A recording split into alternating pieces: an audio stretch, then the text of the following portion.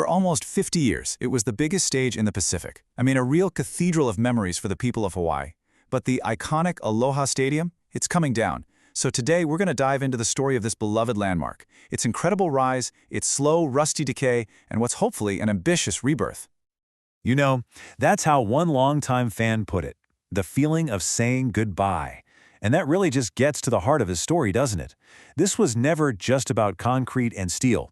For generations, it felt like part of the family, the place where Hawaii came together to celebrate pretty much everything. I mean, look at this. Seeing these faded seats and all that rust, it's kind of hard to imagine this place just buzzing with tens of thousands of cheering fans. So how did Hawaii's heart get so broken?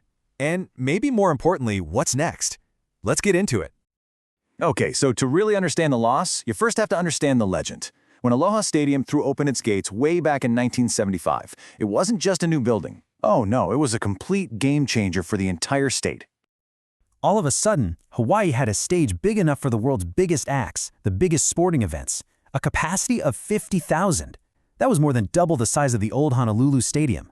It instantly became the center of the universe for sports and entertainment in the islands. But you know, it wasn't just the size that made it so special. This stadium was a true engineering marvel for its time. The designers came up with something really unique, a venue that could literally transform itself.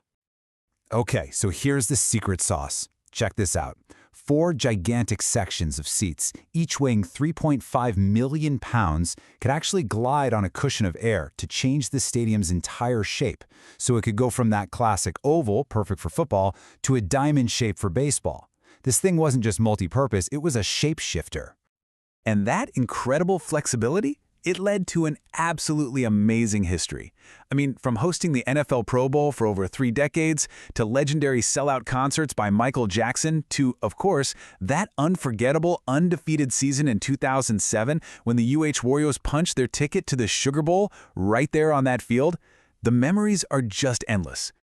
But this is where our story takes a turn. The very material that was chosen to build this icon, probably to save a little money, had a fatal flaw. A flaw that would completely seal its doom in Hawaii's tropical climate. Just look at this contrast. On the left, you see the stadium in its glory days, packed, vibrant, alive. And on the right, well, that's the reality of its final years. Empty, corroded, and frankly, unsafe. The dream had literally rusted away. The culprit was something called weathering steel. Now, the whole idea behind this stuff is that it's supposed to form a protective layer of rust and then just stop. And in most climates, that works perfectly fine. But in the relentless, salty, humid air of Hawaii, that protective layer never stood a chance. The steel just kept rusting and rusting and rusting. By 2017, the price tag to fix all that damage and get the stadium back up to code was just staggering. We're talking over $300 million, and that was just for the critical health and safety repairs. It was simply cheaper to start over than to try and save the crumbling structure. And so in December of 2020, the final whistle blew. The stadium was officially deemed too unsafe to host events, and its gates were shut to the public for good. It was truly the end of an era. But from the rust of the old, a new vision is rising. It's called NASED. That's the new Aloha Stadium Entertainment District, and it is the next chapter in this story. So the new plan is a total reimagining. The new stadium itself will be more intimate, a bit smaller, with a capacity of 22,500, though it is expandable.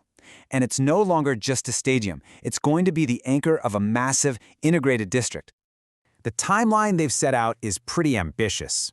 Dismantling the old structure should be done by mid-2026, with construction on the new stadium kicking off right after that. And the goal? To open the doors to the brand new venue in early 2029. And remember, this is about so much more than just a stadium. The whole 98-acre site is going to be developed over the next 20 years or so into a vibrant community, a place to live, work, and play, with housing, hotels, shops, and entertainment venues all built around that new stadium. So as the old structure comes down, the conversation naturally turns to its legacy. I mean, can a brand new, modern development really carry the spirit of a place that meant so much to so many people? The leadership behind the project certainly hopes it can. This quote from the Stadium Authority Chair Eric Fujimoto really captures that mission, to build a new gathering place where future generations can create their own legendary memories.